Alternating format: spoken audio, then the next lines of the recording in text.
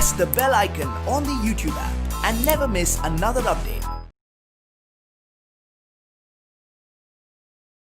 Hello students, ನಾವು ಇಂದಿನ ತರಗತಿಯಲ್ಲಿ ಏನು ತಿಳ್ಕೊಂಡಿದ್ವಪ್ಪ ಅಂತಂದರೆ ವಿಶ್ವವ್ಯಾಪಿ ಗುರುತ್ವ ನಿಯಮ ಏನು ಹೇಳುತ್ತೆ ಮತ್ತು ಅಲ್ಲಿ ಬರ್ತಕ್ಕಂಥ ಸಮೀಕರಣದಲ್ಲಿ ನಾವು ಸಮೀಕರಣನ ಯಾವ ಥರ ನಿರೂಪಿಸಬೇಕು ಅನ್ನೋದ್ರ ಬಗ್ಗೆ ತಿಳ್ಕೊಂಡಿದ್ವಿ. ಹಾಗಾದರೆ ಆ ಸಮೀಕರಣ ಏನಪ್ಪ ಅಂತಂದರೆ F = G × M × small m / d² ಅಂತ ಗೊತ್ತಲ್ವಾ. G ಬೇಕು ಅಂತಂದರೆ ಏನು ಮಾಡ್ತೀವಿ? G = ಇದು ಬೇಕು ಅಂದರೆ F × d², F × d² = G × M × small m ಅಲ್ವಾ. G ಬೇಕು ಅಂತಂದರೆ ಏನು ಮಾಡೋದು? F × d² / M × small m ಅಂತ ಬರ್ಕೊತೀವಿ. ಸೊ ಜಿನ ಈ ಥರ ಕಂಡುಹಿಡಿತೀವಿ. ಜಿನ ಅಂತಾರಾಷ್ಟ್ರೀಯ ಏಕಮಾನ ಯಾವುದಪ್ಪ ಅಂತ ಅಂದರೆ ನ್ಯೂಟನ್ m²/kg² ಅಲ್ವಾ. ಈಗ ಈ ನಿಯಮನ ಯಾಕೆ ವಿಶ್ವವ್ಯಾಪಿ ಗುರುತ್ವ ನಿಯಮ ಅಂತ ಕರೀತಾರೆ ಅಂತ ಅಂದರೆ, ವಸ್ತುವು ಚಿಕ್ಕದಾಗಿರಲಿ ಅಥವಾ ದೊಡ್ಡದಾಗಿರಲಿ, ಆಕಾಶಕಾಯವಾಗಿರಲಿ ಅಥವಾ ಭೌಮಿಕ ಕಾಯವಾಗಿರಲಿ, ಎಲ್ಲದಕ್ಕೂ ಅನ್ವಯಿಸೋದ್ರಿಂದ ಈ ನಿಯಮನ ಏನಂತ ಕರೀತಾರೆ ಅಂತ ಅಂದರೆ ವಿಶ್ವವ್ಯಾಪಿ ಗುರುತ್ವ ನಿಯಮ ಅಂತ ಕರೀತಾರೆ. ಮತ್ತು ಇನ್ನೊಂದು ಹೇಳಿದೆ, ಎಫ್ ಅನ್ನೋದು ವಸ್ತುಗಳ ನಡುವಿನ ಅಂತರಕ್ಕೆ, ವರ್ಗದ ಅಂತರಕ್ಕೆ ವಿಲೋಮಾನುಪಾತದಲ್ಲಿ ಇರುತ್ತೆ. ಹಂಗಂದರೆ ಏನಪ್ಪ ಅಂತ ಅಂದರೆ ಡಿ ವ್ಯಾಲ್ಯೂನ ಫಾರ್ ಎಕ್ಸಾಂಪಲ್ 6 ಪಟ್ಟು ಜಾಸ್ತಿ ಮಾಡಿದಾಗ ಎಫ್ ವ್ಯಾಲ್ಯೂ ಏನಾಗುತ್ತೆ ಅಂತ ಅಂದರೆ ಇಷ್ಟು ಕಡಿಮೆ ಆಗುತ್ತೆ ಅನ್ನೋದು ಅದರ ಅರ್ಥ. ಗೊತ್ತಾಯ್ತಲ್ವಾ? ಏನಂತ ಅಂದರೆ ಬಲ ಇರುತ್ತೆ, ಆಕರ್ಷಣೆಯ ಬಲ, ಅದು ಆ ವಸ್ತುಗಳ ಅಂತರದ ವರ್ಗದ ವಿಲೋಮಾನುಪಾತದಲ್ಲಿ ಇರುತ್ತೆ. ಅಂದರೆ ಎಫ್ ಅನ್ನೋದು ವಿಲೋಮಾನುಪಾತದಲ್ಲಿರುತ್ತೆ. ಯಾವುದಕ್ಕೆ? ಅವುಗಳ ವಸ್ತುಗಳ ನಡುವಿನ ವರ್ಗದ ಅನುಪಾತಕ್ಕೆ ವಿಲೋಮಾನುಪಾತದಲ್ಲಿ ಇರುತ್ತೆ. ಅಂದರೆ ಡಿನ 6 ಪಟ್ಟು ಜಾಸ್ತಿ ಮಾಡಿದರೆ ಎಫ್ ಅನ್ನೋದು ಇಷ್ಟು ಕಡಿಮೆ ಆಗುತ್ತೆ ಅನ್ನೋದು ಅದರ ಅರ್ಥ. ಓಕೆ, ನೆಕ್ಸ್ಟ್ ಇಲ್ಲೊಂದು ಉದಾಹರಣೆ ಲೆಕ್ಕ ಇದೆ, ಅದನ್ನು ಈಗ ನಾವು ಸಾಲ್ವ್ ಮಾಡ್ಕೊಳ್ಳೋಣ.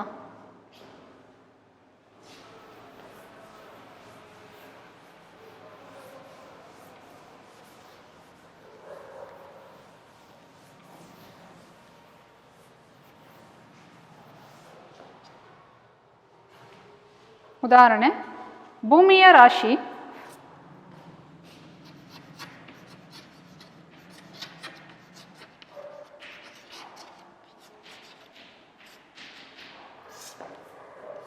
ಭೂಮಿಯ ರಾಶಿ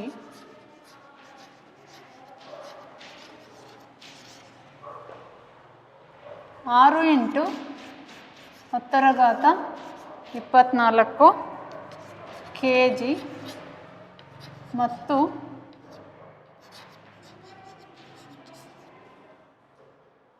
ಚಂದ್ರನ ರಾಶಿಯು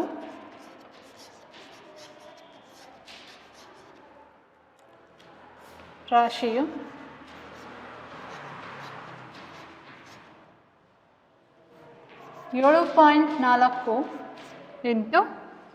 10⁻22 kg ಆಗಿದೆ. ಭೂಮಿ ಮತ್ತು ಚಂದ್ರನ ನಡುವಿನ ದೂರವು, ಭೂಮಿ ಮತ್ತು ಚಂದ್ರನ ನಡುವಿನ ದೂರವು, ಚಂದ್ರನ ನಡುವಿನ ದೂರವು 3.84 × 10⁻5 ಕಿಲೋಮೀಟರ್. ಆದರೆ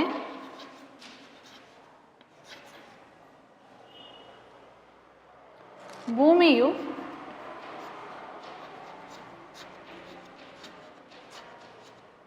ಚಂದ್ರನ ಮೇಲೆ ಹಾಕುವ ಚಂದ್ರನ ಮೇಲೆ ಹಾಕುವ ಬಲವನ್ನು ಲೆಕ್ಕಿಸಿ. ಹಾಕುವ ಬಲವನ್ನು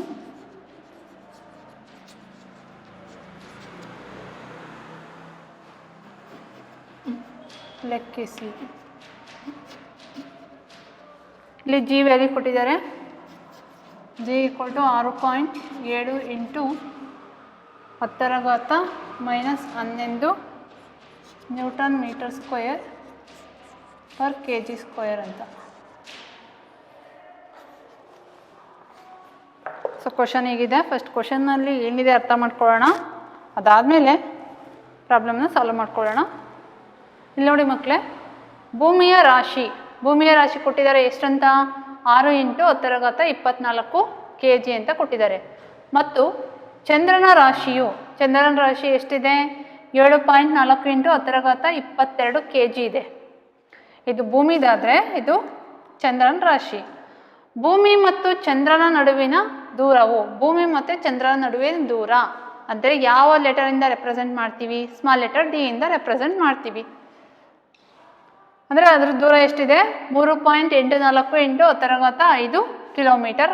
ಆದರೆ ಭೂಮಿಯು ಚಂದ್ರನ ಮೇಲೆ, ಏನು ನೋಡಿ, ಭೂಮಿ ಅನ್ನೋದು ಚಂದ್ರನ ಮೇಲೆ ಆಗ್ತಕ್ಕಂಥ ಬಲನ ನಾವಿಲ್ಲಿ ಲೆಕ್ಕ ಮಾಡಬೇಕು. ಭೂಮಿ ಚಂದ್ರನ ಮೇಲೆ ಎಷ್ಟು ಬಲ ಹಾಕುತ್ತೆ ಅದನ್ನು ಲೆಕ್ಕ ಮಾಡಬೇಕು. ಇಲ್ಲಿ ಜಿ ವ್ಯಾಲ್ಯೂ ಕೊಟ್ಟಿದ್ದಾರೆ ಎಷ್ಟು ಅಂತ? 6.7 into 10⁻⁻11 newton metre square per K G square ಅಂತ ಕೊಟ್ಟಿದ್ದಾರೆ. ಈ 6.7 ಅಂದರೆ ಕ್ಯಾಲ್ಕುಲೇಷನ್ಗೆ ಈಸಿ ಆಗಲಿ ಅಂತ ಕೊಟ್ಟಿರೋದು. ಸೊ ಇಲ್ಲಿ ನೋಡೋಣ ಏನೇನು ಕೊಟ್ಟಿದ್ದಾರೆ ಅದನ್ನು ಫಸ್ಟ್ ಬರ್ಕೊಳ್ಳೋಣ.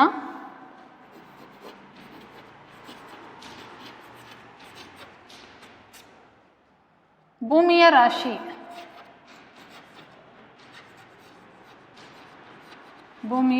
ರಾಶಿನ ನಾನು ಕ್ಯಾಪಿಟಲ್ ಎಮ್ ಇಂದ ಬರ್ಕೊತೀನಿ. 6 ಇಂಟು 10⁻24 ಕೆ ಜಿ ಅಂತ. ಚಂದ್ರನ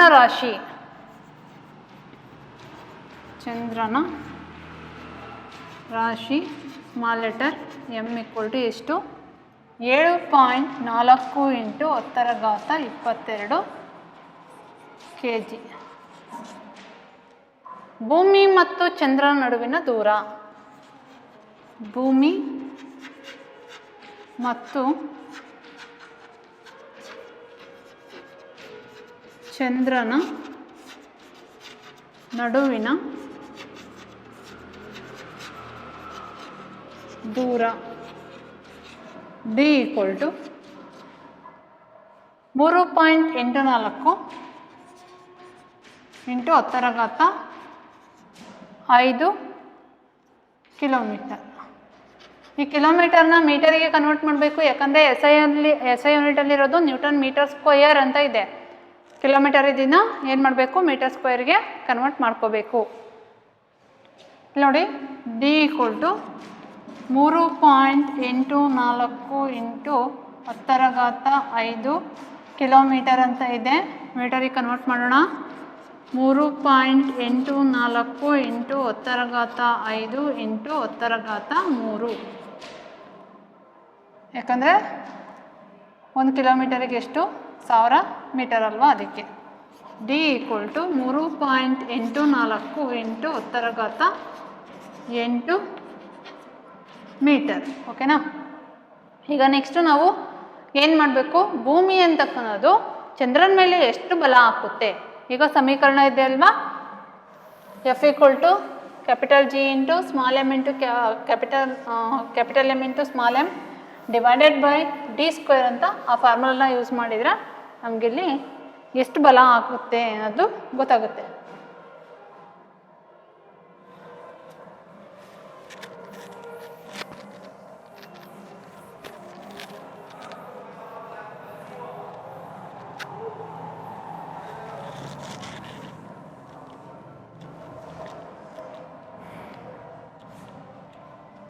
F equal to G into capital M into small m divided by D square. F equal to G ಅಂದರೆ ಎಷ್ಟು ಕೊಟ್ಟಿದ್ದಾರೆ? G ಅಂತಂದರೆ 6.7 ಇಂಟು ಇಲ್ಲಿ ಕೊಟ್ಟಿದ್ರು ನೋಡಿರಿ 6.7 × 10⁻11 6.7 × 10⁻11 newton metre square per kg square into capital M ಅಂತಂದರೆ ಭೂಮಿ ರಾಶಿ ಎಷ್ಟಿದೆ 6 × 10⁻24 kg ಇಂಟು ಸ್ಮಾಲ್ ಎಮ್ ಅಂತ ಅಂದರೆ 7.4 ×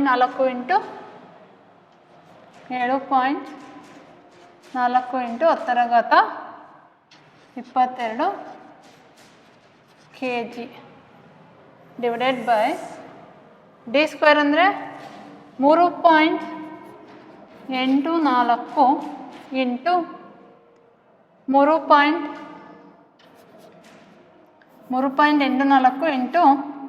10⁸ ಹೋಲ್ ಸ್ಕ್ವೇರ್.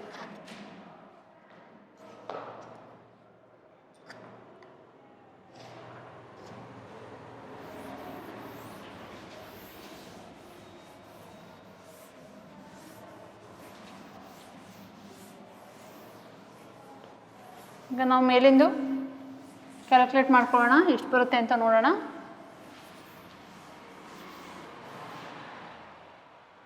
6.7 × 6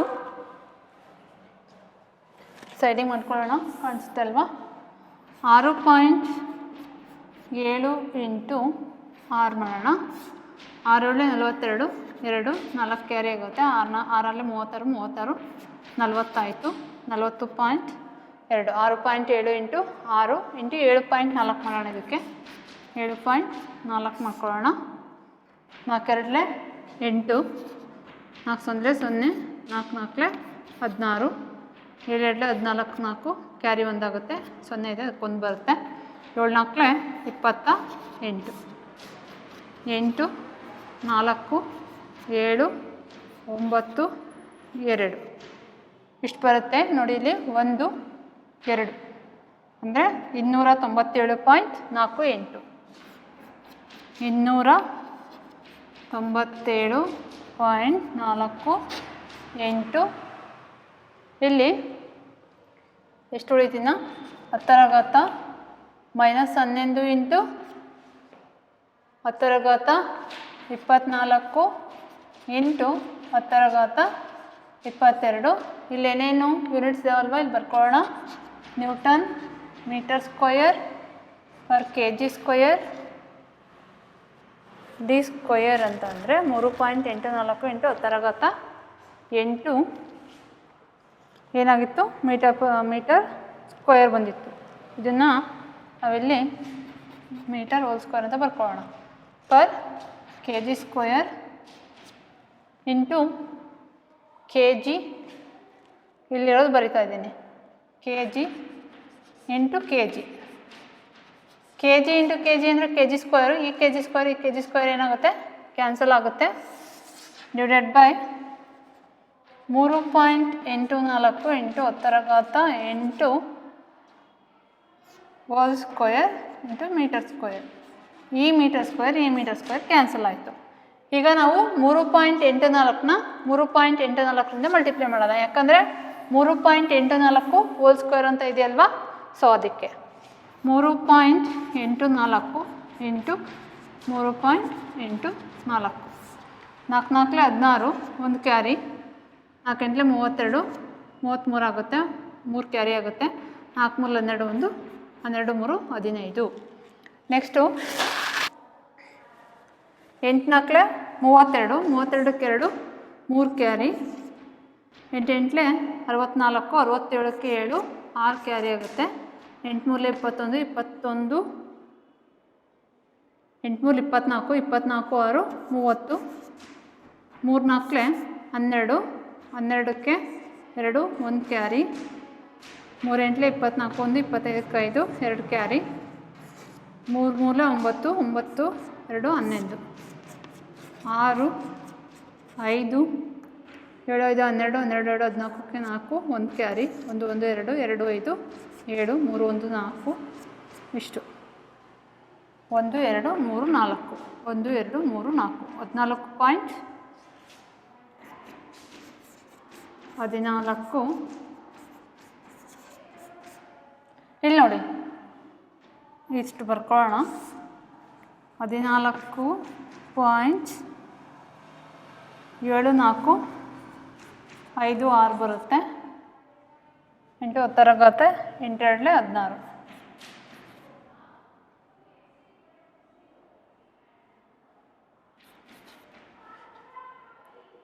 ಇಂಟು 24 22 ಇಷ್ಟು 24 22 4 2 6 2 2 4 46 ಆಯ್ತಲ್ವಾ.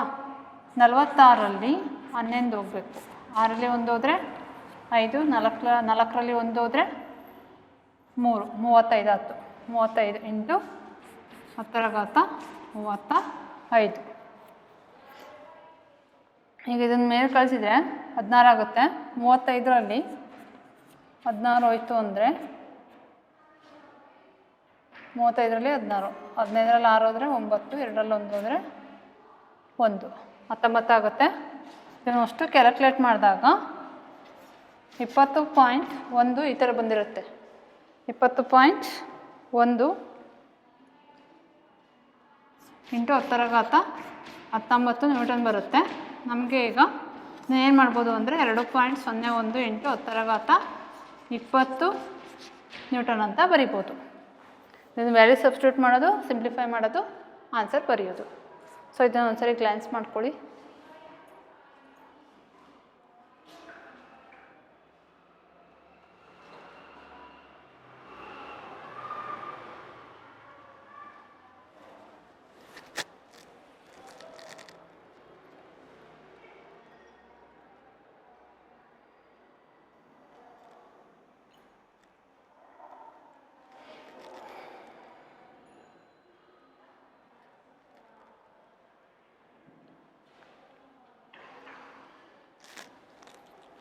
ಸೊ ಆಯಿತು. ನೆಕ್ಸ್ಟು ನಾವು ಇಲ್ಲಿ ಕೆಲವೊಂದು ನಿಮ್ಮ ಟೆಕ್ಸ್ಟ್ ಬುಕ್ಕಲ್ಲಿ ಪ್ರಶ್ನೆಗಳಿದ್ದಾವೆ, ಅವನ್ನ ಸಾಲ್ವ್ ಮಾಡ್ಕೊಳ್ಳೋಣ.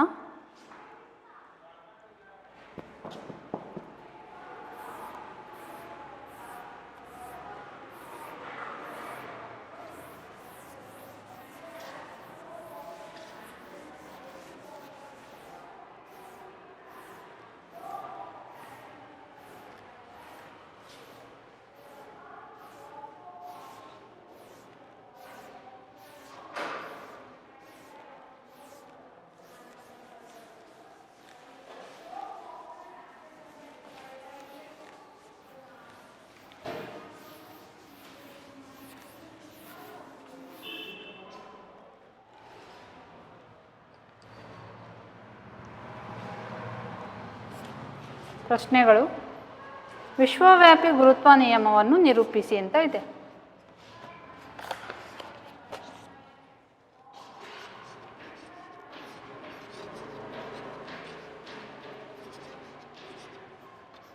ವಿಶ್ವವ್ಯಾಪಿ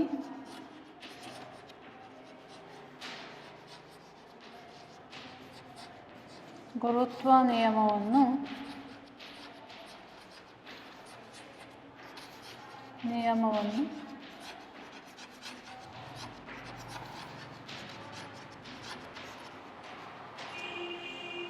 ನಿರೂಪಿಸಿ. ಇದನ್ನು ಆಲ್ರೆಡಿ ನಾವು ಹಿಂದಿನ ಕ್ಲಾಸಲ್ಲಿ ಮಾಡಿದ್ವಿ ಅಲ್ವಾ. ಇಲ್ಲಿ ಕ್ವಶನ್ ಕೇಳಿದ್ದಾರೆ ಅಂತ ನಾವು ಸಾಲ್ವ್ ಮಾಡೋಣ, ನಿರೂಪಿಸೋಣ. ವಿಶ್ವವ್ಯಾಪಿ ಗುರುತ್ವ ನಿಯಮವನ್ನು ನಿರೂಪಿಸಿ ಅಂತ ಇದೆ. ಅಂದರೆ ಏನು? ವಿಶ್ವದ ಪ್ರತಿಯೊಂದು ವಸ್ತುವು ಇನ್ನೊಂದು ವಸ್ತುವಿನ ನಡುವೆ ಏನಾಗುತ್ತೆ, ಆಕರ್ಷಣೆಗೆ ಒಳಗಾಗುತ್ತೆ.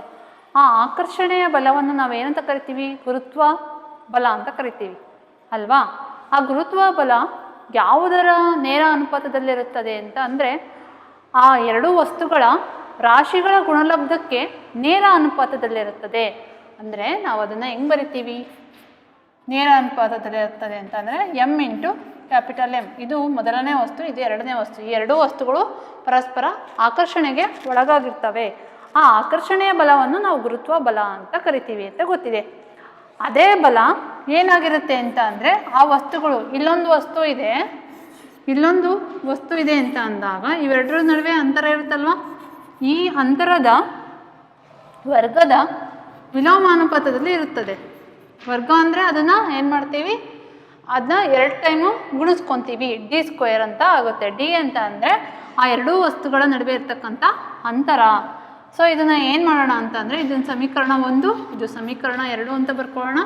ಸಮೀಕರಣ 1 ಮತ್ತು 2ರಿಂದ ಏನಂತ ಬರೀಬೋದು, ಸಮೀಕರಣ 1 ಮತ್ತು 2ರಿಂದ ಎಫ್ ಅನ್ನೋದು ಏನಾಗುತ್ತೆ, capital M into small M divided by d² ಅಂತ ಆಗುತ್ತೆ. ಈ ಅನುಪಾತವನ್ನು ತೆಗೆದಾಗ F G into capital M into small M divided by d² ಅಂತ ಆಗುತ್ತೆ ಅಲ್ವಾ. ಈ ಥರ ನಾವು ವಿಶ್ವವ್ಯಾಪಿ ಗುರುತ್ವ ನಿಯಮನ ನಿರೂಪಿಸಬೇಕು. F G into capital M into small M divided by d² ಅಂತ.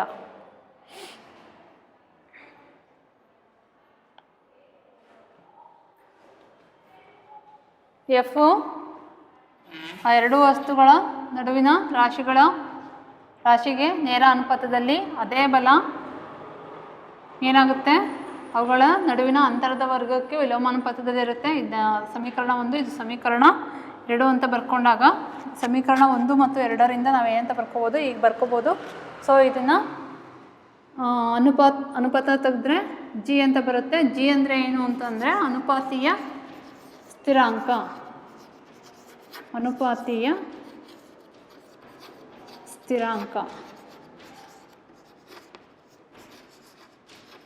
ಆಯಿತಾ, ಅನುಪಾತೀಯ ಸ್ಥಿರಾಂಕ.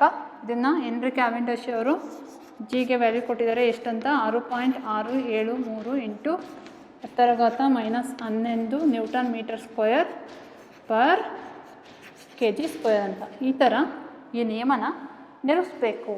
ಇಷ್ಟು. ನೆಕ್ಸ್ಟ್ ಸೆಕೆಂಡ್ ಒಂದು ಕ್ವಶನ್ ನೋಡೋಣ.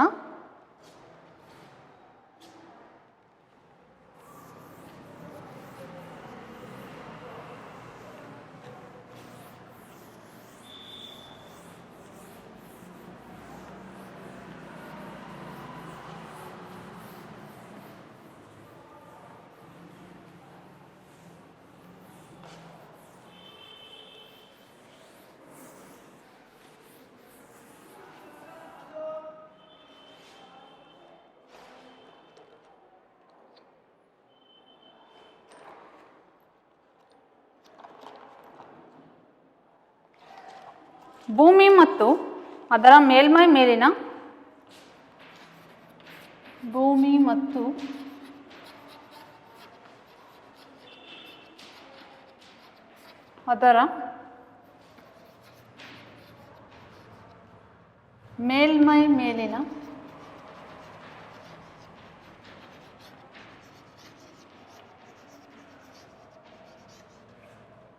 ವಸ್ತುವಿನ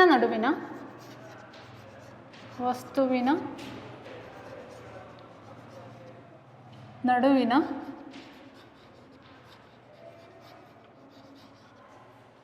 ಗುರುತ್ವಾಕರ್ಷಣೆ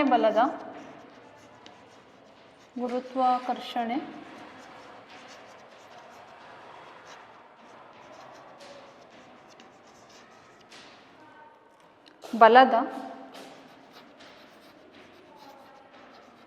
ಪರಿಮಾಣ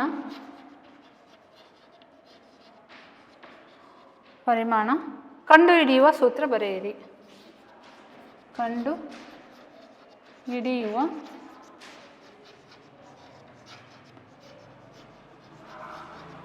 ಸೂತ್ರ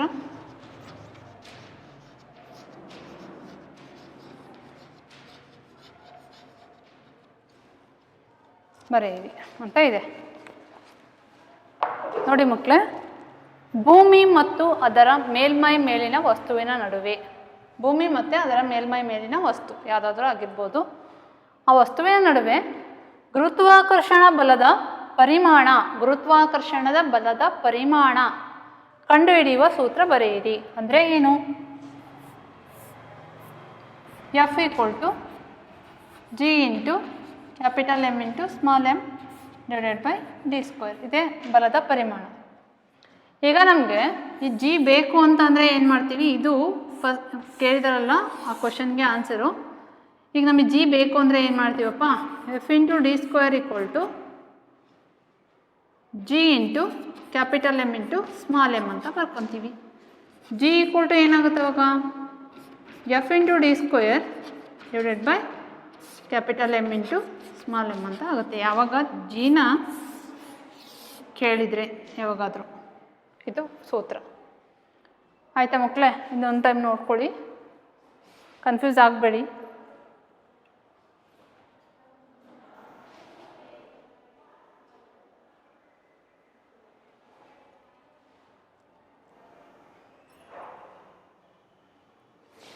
ಈಗ ನೆಕ್ಸ್ಟು ನಾವೇನು ಕಲಿಯೋಣ ಅಂತಂದರೆ ವಿಶ್ವವ್ಯಾಪಿ ಗುರುತ್ವ ನಿಯಮದ ಪ್ರಾಮುಖ್ಯತೆ. ವಿಶ್ವವ್ಯಾಪಿ ನಿಯಮದ ಏನು ಪ್ರಾಮುಖ್ಯತೆ ಇದೆ ಅನ್ನೋದ್ರ ಬಗ್ಗೆ ತಿಳ್ಕೊಳ್ಳೋಣ. 4 ಪಾಯಿಂಟ್ಸ್ ಇದ್ದಾವೆ, ಅದನ್ನ ಎಕ್ಸ್ಪ್ಲೇನ್ ಮಾಡ್ತೀನಿ. ಫಸ್ಟ್ ಬರೆದು ಆಮೇಲೆ ಎಕ್ಸ್ಪ್ಲೇನ್ ಮಾಡ್ತೀನಿ.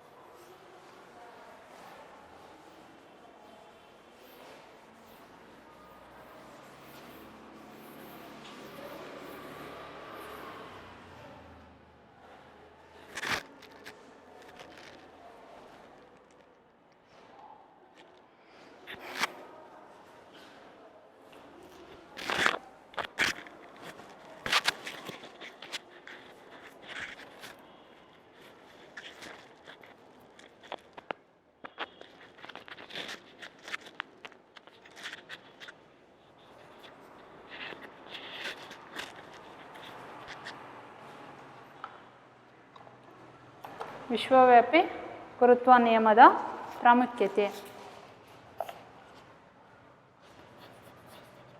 ವಿಶ್ವವ್ಯಾಪಿ ಗುರುತ್ವ ನಿಯಮದ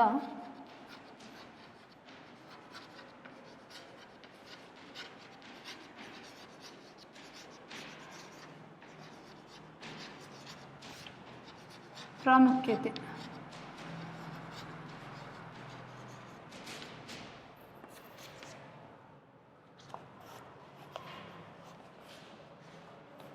ಸಂಬಂಧಿತನೇ ಇಲ್ಲ, ಅಸಂಬಂಧಿತ ಅಂತ ಎಷ್ಟೋ ಕೆಲವು ಸನ್ನಿವೇಶಗಳು ಬರ್ತವೆ. ಆ ಎಲ್ಲ ಸನ್ನಿವೇಶಗಳಿಗೆ ಈ ವಿಶ್ವವ್ಯಾಪಿ ಗುರುತ್ವ ನಿಯಮ ಅನ್ನೋದು ಏನು ಮಾಡುತ್ತೆ ಅಂತಂದರೆ ಯಶಸ್ವಿಯಾದ ವಿವರಣೆನ ಕೊಡುತ್ತೆ.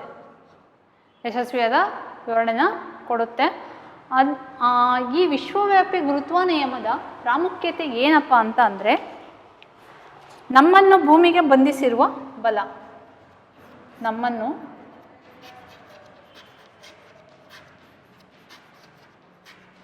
ಭೂಮಿಗೆ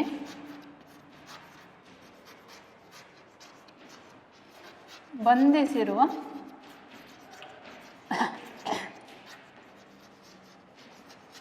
ಬಲ. ಎರಡನೇದೇನಪ್ಪ ಅಂದರೆ ಭೂಮಿಯ ಸುತ್ತ ಚಂದ್ರನ ಚಲನೆ. ಭೂಮಿಯ ಸುತ್ತ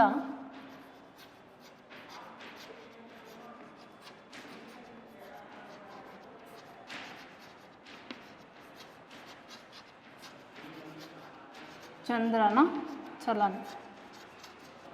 ಮೂರನೇದೇನಪ್ಪ ಅಂದರೆ ಸೂರ್ಯನ ಸುತ್ತ ಗ್ರಹಗಳ ಚಲನೆ.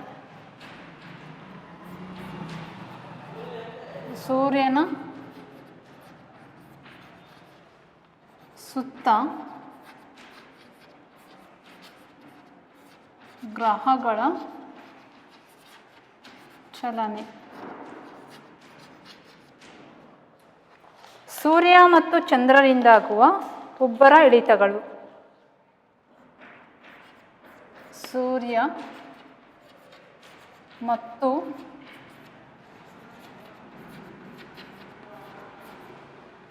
ಚಂದ್ರರಿಂದಾಗುವ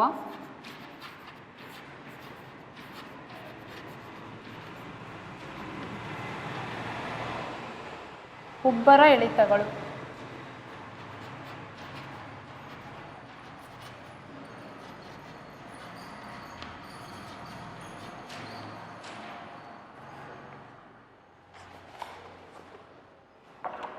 ನೋಡಿ ಇಷ್ಟು ಪ್ರಾಮುಖ್ಯತೆ ಇದೆ. ಯಾವುದರಿಂದ? ವಿಶ್ವವ್ಯಾಪಿ ಗುರುತ್ವ ನಿಯಮದ ಪ್ರಾಮುಖ್ಯತೆಗಳಿವು.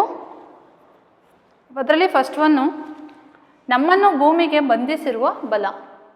ಈಗ ನಾವು ಭೂಮಿ ಮೇಲೆ ಈ ಥರ ನಿಂತ್ಕೊಂಡಿದ್ದೀವಿ ಅಥವಾ ಕುತ್ಕೊತೀವಿ ಅನ್ನೋದಾದರೆ ಅಲ್ಲಿ ಭೂಮಿಗೆ ಆಕರ್ಷಣೆಯ ಬಲ ಅನ್ನೋದು ಇದೆ.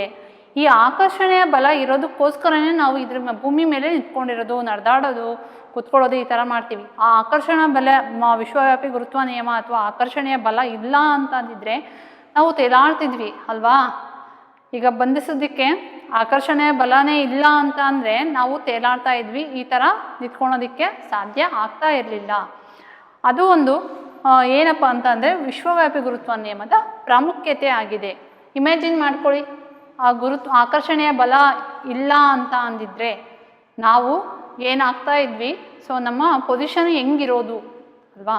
ಗುರುತ್ವ ನಿಯಮದ ಪ್ರಾಮುಖ್ಯತೆ ಏನು ಅಂತ ಅಂದರೆ ನಮ್ಮನ್ನು ಭೂಮಿಗೆ ಬಂಧಿಸ್ತಿರುವ ಬಲ. ಈ ಬಲದಿಂದಲೇ ನಾವು ಈ ಭೂಮಿ ಮೇಲೆ ಬಂಧನಕ್ಕೆ ಒಳಗಾಗಿದ್ದೀವಿ. ಬಂಧನಕ್ಕೆ ಒಳಗಾಗೋದು ಅಂತ ಅಂದರೆ ಏನು? ನಾವು ಆರಾಮಾಗಿ ನಡೀತೀವಿ, ಕುತ್ಕೊತೀವಿ ಅಲ್ವಾ, ಓಡ್ತೀವಿ. ಈ ಎಲ್ಲ ಕಾರಣಗಳಿಗೆ ಗುರುತ್ವ ನಿಯಮ, ಗುರುತ್ವ ಬಲ ಅನ್ನೋದೇ ಕಾರಣ ಆಗಿದೆ. ಸೊ ನೆಕ್ಸ್ಟ್ ಸೆಕೆಂಡ್ ಒನ್ನಲ್ಲಿ ಭೂಮಿಯ ಸುತ್ತ ಚಂದ್ರನ ಚಲನೆ. ಚಂದ್ರ ಭೂಮಿಯ ಸುತ್ತ ಸುತ್ತಾ ಇದ್ದಾನೆ ಅಂತ ಅಂದರೆ ಅಲ್ಲಿ ಆಕರ್ಷಣೆಯ ಬಲ ಇದೆ ಅಂತ ಹೇಳಿದ್ದೆ. ಸೊ ಆಕರ್ಷಣೆಯ ಬಲ ಅಂತ ಅಂದರೆ ಏನು? ಗುರುತ್ವ ಬಲ. ಈ ಗುರುತ್ವ ಬಲದಿಂದ ಗುರುತ್ವ ಬಲ ಇರೋದಕ್ಕೆ ಕಾರಣ ಏನಾಗುತ್ತೆ ಅಂತ ಅಂದರೆ ಭೂಮಿಯ ಸುತ್ತ ಚಂದ್ರ ಸುತ್ತುತ್ತಾ ಇರ್ತಾನೆ. ನೆಕ್ಸ್ಟು ಸೂರ್ಯನ ಸುತ್ತ ಗ್ರಹಗಳ ಚಲನೆ. ಸೂರ್ಯನ ಸುತ್ತ ಗ್ರಹಗಳ ಚಲನೆ. ಸೂರ್ಯ ಮತ್ತು ಗ್ರಹಗಳ ನಡುವೆ ಒಂದು ಆಕರ್ಷಣೆಯ ಬಲ ಇರುತ್ತೆ. ಸೊ ಆಕರ್ಷಣೆಯ ಬಲದಿಂದ ಏನಾಗುತ್ತೆ ಅಂತ ಅಂದರೆ ಯಾವಾಗಲೂ ಸೂರ್ಯನ ಸುತ್ತ ಗ್ರಹಗಳು ಚಲಿಸ್ತಾ ಇರ್ತವೆ. ನೆಕ್ಸ್ಟು ಸೂರ್ಯ ಮತ್ತು ಚಂದ್ರರಿಂದಾಗುವ ಉಬ್ಬರ ಇಳಿತಗಳು. ಈಗ ಆಕರ್ಷಣೆಯ ಬಲ ಇದೆ ಅಂತ ಅಂದಾಗ ಸೂರ್ಯ ಮತ್ತು ಚಂದ್ರರಿಂದ ಏನಾಗ್ತಾ ಇರ್ತವೆ? ಉಬ್ಬರ ಇಳಿತಗಳು ಉಂಟಾಗ್ತಾ ಇರ್ತವೆ. ಯಾವ ಬಲದಿಂದ? ಗುರುತ್ವ ಬಲದಿಂದ. ಸೊ ಇಷ್ಟು ಪ್ರಾಮುಖ್ಯತೆ ಇದೆ. ಎಷ್ಟೊಂದು ಚೆನ್ನಾಗಿದೆ ಅಲ್ವಾ ಪ್ರಾಮುಖ್ಯತೆ. ಸೊ ಎಲ್ಲದನ್ನು ನೀವು ಇಮ್ಯಾಜಿನ್ ಮಾಡ್ಕೊಳ್ಳಿ, ಗುರುತ್ವ ಬಲ ಇಲ್ಲ ಅಂತ ಅಂದಿದ್ರೆ ಏನಾಗ್ತಾ ಇತ್ತು ಅಂತ. ಗುರುತ್ವ ಬಲದಿಂದ ಇಷ್ಟು ಪ್ರಾಮುಖ್ಯತೆನ ನಾವು ಪಡ್ಕೊಂಡಿದ್ದೀವಿ. ಸೊ ಒಂದ್ಸರಿ ನೋಡ್ಕೊಳ್ಳಿ.